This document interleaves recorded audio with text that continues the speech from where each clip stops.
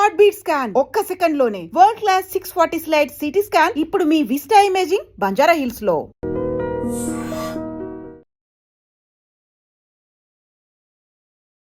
నమస్కారం. Health talks with Vijitha కార్యక్రమానికి స్వాగతం. ప్రస్తుతం మనతో పాటు ఉన్నారు general consultant doctor V Aditya Ranganath గారు. అయితే వారితో మాట్లాడి ఇప్పుడు ఒక ప్రత్యేకమైన అంటే ప్రతి నిత్యం కూడా మనందరము మాట్లాడుకునేదే, ప్రతి ఇంట్లో ఎవరో ఒకరికి ఉండే వ్యాధి అని చెప్పవచ్చు. అదేంటి అంటే డయాబెటీస్. అయితే ఈ డయాబెటీస్ ఉంది అంటే ఏది తినాలన్నా కూడా ప్రత్యేకించి ఆలోచించాల్సి తినాల్సి వస్తుంది. ముఖ్యంగా మనందరము కూడా ఎక్కువ సౌత్ ఇండియన్స్ అనగానే రైస్. అయితే అన్నం తినాలా, షుగర్ ఉన్న వాళ్ళు అన్నం తింటే రైస్ పెరిగిపోతుంది, మొత్తానికే కంప్లీట్గా మానేసి దాని బదులు ఏదో ఒకటి తినాలి, ఇలాంటి ఆలోచన ఉంటుంది. అయితే నిజంగా ఏంటి ఇదంతా అపోహ, నిజమా? సార్తో మాట్లాడి తెలుసుకుందాం. నమస్తే అండి. నమస్తే మ్యామ్. ఆదిత్య గారు, షుగర్ ఉన్న వాళ్ళు అన్నం తినాలంటేనే చాలా ఎక్కువగా ఆలోచిస్తూ ఉంటారు. నిజంగా అన్నం తింటూనే షుగర్ తగ్గించుకునే మార్గం ఏదైనా ఉంది అని అంటే ఏం చెప్తారు? ఖచ్చితంగా ఉంది మ్యామ్. అంటే చాలామందికి ఉండే అపోహ ఏంటి అని అంటే ఇప్పుడు డయాబెటీస్ వచ్చింది అంటే రైస్ వల్ల పెరిగిపోయింది, రైస్ అర్జెంటుగా ఆపేసేయాలి, చపాతీయో పుల్కానో వెళ్ళిపోవాలి. ఇంకొకటి, ఒకవేళ ఏదైనా డయాబెటీస్ తగ్గించుకోవడానికి ఏదైనా న్యూట్రిషన్ దగ్గరికి వెళ్దామని అనుకున్నా, డైటీషియన్ దగ్గరికి వెళ్ళాలనుకున్నా, వాళ్ళు మళ్ళీ ఎక్కడ మమ్మల్ని డాక్టర్ అయినా కానీ ఎక్కడ రైస్ మానేయండి అని అంటారో, పంచదార తగ్గించండి అంటారు, ఇవే చెప్తారు. సో ఇవన్నీ ఇన్ని సంవత్సరాల నుంచి మాకు అలవాటు అయిపోయింది కదా, రైస్ ఎలా మానేయగలుగుతామని ఒక చాలా అంటే వాళ్ళు కంగారు పడతారు అనమాట. ఇవన్నీ మా వల్ల కాదు, ఇప్పుడు అది అసలు వినడమే ఎందుకు, అంటే ఏం వాడాలి అసలు వినడం ఎందుకు ఎలాగో చెప్తారు రైస్ మానేయమని అని. సో లేదు, రైస్ మానేయాల్సిన పని అస్సలు లేదు. అయితే ఒకటైతే నిజం, లైక్ ఇప్పుడున్న రైస్ వల్లే మనకి చాలా డిసీజెస్, అంటే డయాబెటీస్ ఒకటే కాదండి, ఈవెన్ అంటే చాలా స్కిన్ డిసీజెస్లో వాటిలో కూడా పథ్యం చెప్పినప్పుడు రైస్ మానేమనే చెప్తాం. అంటే వైట్ ఐటమ్స్ లైక్ అది పిండిలు కూడా వస్తాయి, గోధుమ పిండి మనకు ఆ పిండి పదార్థం కింద వస్తుంది, రైస్ కానీ లేకపోతే గోధుమ పిండి, మైదా పిండి, అవి కూడా ఆపేమని ఎందుకు చెప్తానంటే వాటి వల్లే మనకి బాడీలో కొంత ఇరిటేషన్, ఇన్ఫ్లమేషన్ ఇవన్నీ రావడం కూడా అవుతాయి. సో ఓకే, అదైతే ఒప్పుకోవాల్సిన ఇదే. అండ్ అదేంటి రైస్ అందరం తినేదే కదా, ఎందుకు మానేయాలని అంటే మనకి తెలియని విషయం ఏంటంటే మన పెద్దలు వాళ్ళు కూడా అప్పుడు గంటన్నం, మిల్లెట్స్ అవి తినేవారు. మన చిన్నప్పటి నుంచి రైస్ మనకు అలవాటు కాబట్టి రైసే తరతరాలుగా వస్తుందని అనుకుంటున్నాం అంతే, మనకి తెలిసిన నాలెడ్జ్ వల్ల. సో రైస్ మానేయడం వల్ల ప్రాబ్లం ఏం రాదు. అంటే మనకి ఏదో మీరు అన్నట్టుగా మన పెద్దవాళ్ళు తినింది రైస్ కాదు. అంటే మనం ఇప్పుడు ఏదైనా స్పెషల్ డే వస్తే బిర్యానీలు కొంచెం ప్రత్యేకమైన ఫుడ్ ఎలా తింటున్నాము, వాళ్ళు అప్పట్లో అలా వైట్ రైస్ తినేవాళ్ళంట. కరెక్ట్ అండి, అవును. అంటే అది కూడా ఎందుకు తినేవారంటే రొటీన్కి అది కొంచెం స్పెషల్గా ఉంది కాబట్టి అంతే తప్ప, బట్ అది ఆరోగ్యాన్ని కాదు, అందుకని వాళ్ళు అంత ఆరోగ్యంగా ఉండేవారు. బట్ మనకు అలవాటు లేదు, సో తప్పలేదు, రైస్ మానేయాల్సిన పని లేదు. అండ్ మోర్ ఓవర్ ఇంకొకటి చాలా మంది చేస్తున్న, అంటే తెలియక చేస్తున్న మిస్టేక్ ఏంటి అని అంటే చపాతీ లేదా పరోటా, చపాతీ లేదా పుల్కా నైట్ టైం తీసుకుంటే డయాబెటీస్ కంట్రోల్లో ఉంటుంది అని అనుకుంటారు కొంతమంది. దీని బ్యాక్ సైడ్ ఉన్న రీజన్ ఏంటి అని అంటే, సరే చపాతీ తింటే లేదంటే మన పుల్కా రోటీ ఏదైనా తింటే కొంచెం టమ్మీ పొట్ట నిండిపోతుంది కాబట్టి ఎక్కువ తీసుకోం కాబట్టి డాక్టర్స్ అందుకు చెప్తారేమో రైస్ బదులు తీసుకోమని అని అనుకుంటారు. అది కాదు. ఒకటి ఏంటంటే మెయిన్ వాళ్ళ ఇంటెన్షన్, అంటే మా ఇంటెన్షన్ ఏంటంటే రైస్ తగ్గించుకోమని చెప్పడానికి. అయితే ఇక్కడ బ్లేమ్ చేయడానికి డాక్టర్స్ని కూడా బ్లేమ్ చేయడానికి లేదు, బికాజ్ మా ఇంగ్లీష్ మెడిసిన్ బుక్స్లో అట్లనే రాసి ఉంటుందండి, మీరు రైస్ బదులు ఇది తీసుకోండి, చపాతీ పుల్కా ఇవి తీసుకోండి అని చెప్తారు. బట్ ఏంటి అని అంటే ఆయుర్వేద మనకి ఎప్పటి నుంచో మనం మునులు ఋషులు ఇచ్చిన మన ఆయుర్వేదంలో రాసింది ఏంటి అని అంటే ఈ గోధుమ పిండి, మైదా పిండి, అదే పిండి పదార్థాలు అవి కూడా మంచివి కావు. ఒకవేళ మీరు గోధుమ పిండి వాడాలి అని అనుకుంటే మనం వెళ్ళి మిల్లులో ఆడించుకొని తెచ్చుకుంటే మంచిది. ఎందుకు అని అంటే దాంట్లో ఫైబర్ ఉంటుంది, పీచు పదార్థం ఉంటుంది కాబట్టి ఒకటి మనకి వెయిట్ కరెక్ట్గా మేనేజ్ అవ్వడానికి హెల్ప్ అవుతుంది. తర్వాత ఇన్సులిన్ రెసిస్టెన్స్, ఏదైతే మనకి diabetes levels, sugar levels control అవ్వకుండా ఆపడానికి ఏదైతే ఇన్సులిన్ రెసిస్టెన్స్ అని మాట్లాడుకున్నామో దాన్ని అది తగ్గించడానికి ఆ గుణం ఉంది. బట్ వేరాజ్ మనం బయట చూస్తే తెలుసు కదా, స్మూత్గా రిఫైన్డ్ అంటున్నాం, రిఫైన్డ్ షుగర్, రిఫైన్డ్ ఫ్లోర్ అంటున్నాం. సో ఆ ప్రాసెసింగ్ చేసింది మనకి ఎట్టి పరిస్థితుల్లో మంచికి పనికి రాకుండా ఎక్స్ట్రాగా మనకి ఏంటంటే చెడే చేస్తుంది అన్నట్లు. సో అదొక్కటి మార్చుకోండి. ఇంకొకటి, చపాతీయే తినాలని లేదు, నైట్ టైం అంటే డయాబెటీస్ ఉన్న వాళ్ళకి నైట్ టైం మీరు ఉడికించిన ఆహారం ఏది తీసుకున్నా ఓకే. సో రైస్ తగ్గించుకోవడానికి ట్రై చేసి అట్లీస్ట్ ఉప్మా చేసుకోండి, లేదంటే క్యాబేజీ, కాలీఫ్లవర్ ఇలాంటివి మనం ఉడికించి సూప్లా చేసుకోవచ్చు, ఓట్స్ చేసుకోవచ్చు, ఉప్మా అలాంటివి చేసుకోవచ్చు, జొన్న పిండి అలాంటివి మనం ఆడించుకొని, జొన్నలు రాగులు ఆడించి దాంతో కూడా మనం రొట్టె చేసుకోవచ్చు. ఇవన్నీ ఆప్షన్స్ ఉన్నాయి. ఓన్లీ థింగ్ ఏంటి అని అంటే మనకి ఈ చపాతీ, పరోటాలు, బోండా ఈ మైదా కదా, గోధుమ పిండి మైదా, ఇవన్నీ పూరీలు ఇవన్నీ వద్దు, పక్కన పెట్టేసేయండి. ఒకవేళ రైసే మాకు అలవాటు ఉంది తీసుకోవాలి అని అనుకుంటే కొంచెం రైస్ ఏదో కూర తింటాం అది ఓకే, బట్ దాంతో పాటు ఇంకేదైనా మనకి ఏమంటారు ఫైబర్, లేకపోతే బీన్స్ ఉంటాయి, రాజ్మా బీన్స్ అంటాం, కిడ్నీ షేప్లో ఉంటాయి, కిడ్నీ బీన్స్ రాజ్మా అంటాం. లేదంటే మన బీన్స్ పిక్లు ఏవైనా, లేదా గ్రీన్ పీస్ మన పచ్చి బఠానీ యాడ్ చేసి, క్యాబేజీ ఇలాంటి కాయగూరలు ఏమైనా ఉడికించిన దాంతో మంచిగా కూర చేసుకొని దాంతో తీసుకున్నాం అనుకోండి పర్వాలేదు. అండ్ ఈవెన్ ఇంకొక నేను అంటే తినే ముందు తీసుకునే ఒక చిన్న రెమెడీ కూడా నేను చెప్తాను, దాంతో కూడా మనం డయాబెటీస్ కంట్రోల్ చేసుకోవచ్చు. ఇకపోతే మధ్యాహ్నం మనం ఎలాగో రైస్ తీసుకుంటాం ఖచ్చితంగా. సో రైస్ తినే ముందు అంటే అన్నము కూర తినే ముందు ఒక కప్పు, జస్ట్ ఒక కప్పు కీరా దోసకాయ తీసుకోండి. తెలుసు కదా అందరికి, కీరా దోసకాయ సన్నగా ఉంటే మనం సలాడ్లో యూజ్ చేస్తాం. సో ఒక కప్ తీసుకోండి. దాంతోపాటు చక్కగా గుమ్మడి గింజలు, పంకిన్ సీడ్స్ అంటాం, అది నైట్ అంతా నానబెట్టేసి ఒక స్పూన్ లేదా 2 స్పూన్స్ మీరు మధ్యాహ్నం భోజనంతో తీసుకోవచ్చు, లేదా మార్నింగ్ టిఫిన్ టైంలో కూడా తీసుకోవచ్చు. ఎందుకు ఇవే మెన్షన్ చేస్తున్నాను అంటే కీరా దోసకాయ అండ్ ఈ పంకిన్ సీడ్స్ అని అంటే వైటమిన్ ఈ ఏదైతే ఉందో అండి మనకి ఫుడ్ నుంచి వచ్చేది, అది మన HbA1cని మెరుగుపరుస్తుంది. అండ్ ఈవెన్ ఇన్సులిన్ రెసిస్టెన్స్ ని రివర్స్ బ్యాక్ చేస్తుంది, అంటే ఇన్సులిన్ సెన్సిటివిటీ పెంచుతుంది అనమాట. మన బాడీలో ప్రొడ్యూస్ అయ్యే ఇన్సులిన్ ని మన కణాలు చక్కగా తీసుకోగలుగుతాయి, అది తీసుకోగలుగుతాయి. ఇన్సులిన్ తీసుకుంటేనే మనకి గ్లూకోజ్ అనేది ప్రొడక్షన్ ఏదైతే బ్లడ్ లో రిలీజ్ అయిపోయి ఎక్సెస్ ఉందో అలా కాకుండా మన కణాల్లోకి వెళ్ళి మనకి ఎనర్జీ ఇస్తుంది. ఇదంతా తెలుసు కదా, సో ఇన్ డెప్త్ వెళ్ళట్లేదు.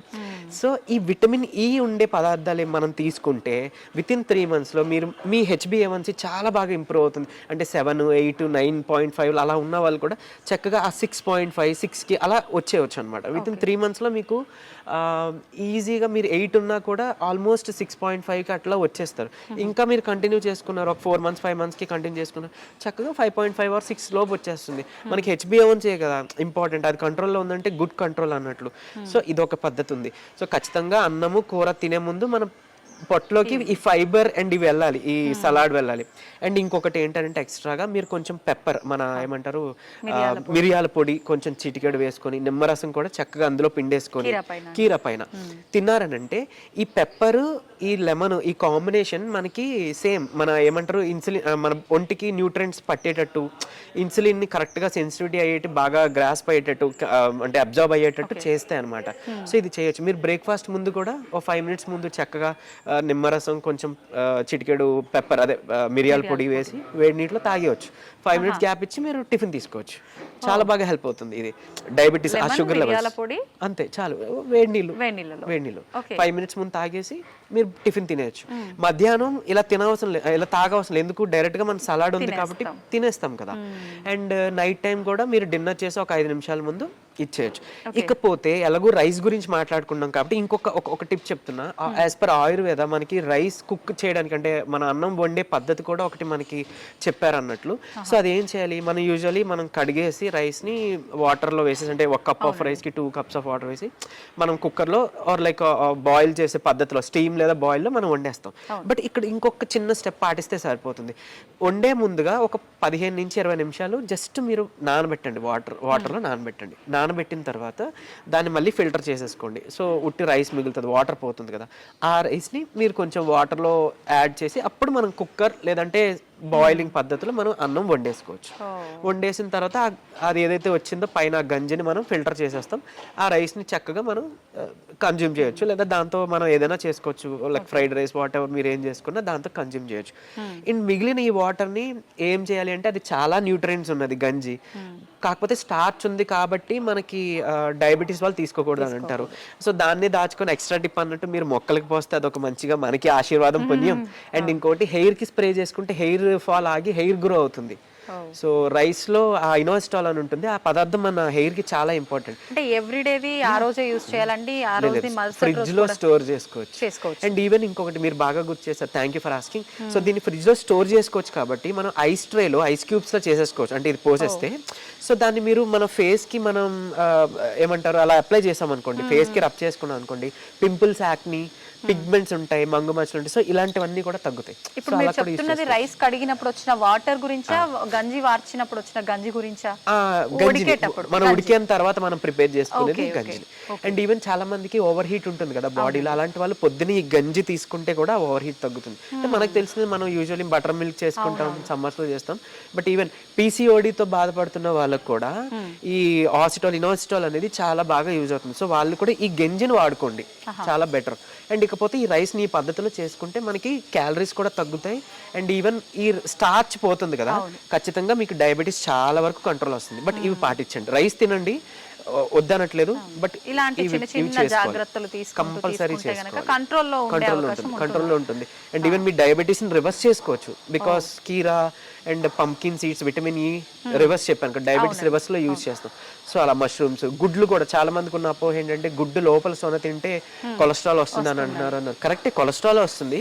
గుడ్ కొలెస్ట్రాల్, బ్యాడ్ కొలెస్ట్రాల్ ఉంటుంది. గుడ్ కొలెస్ట్రాల్ వస్తుంది, సో కంపల్సరీ తీసుకోండి. ఇంకోటి రైస్ గురించే మాట్లాడుకుంటాం కాబట్టి ఎస్పెషల్లీ రైస్ తో పాటు 2 చెంచాల నెయ్యి కంపల్సరీ తినండి. చిన్నపిల్లలకు కూడా అలవాటు చేయండి. సో దాంతో చాలా బెనిఫిట్స్ ఉన్నాయి.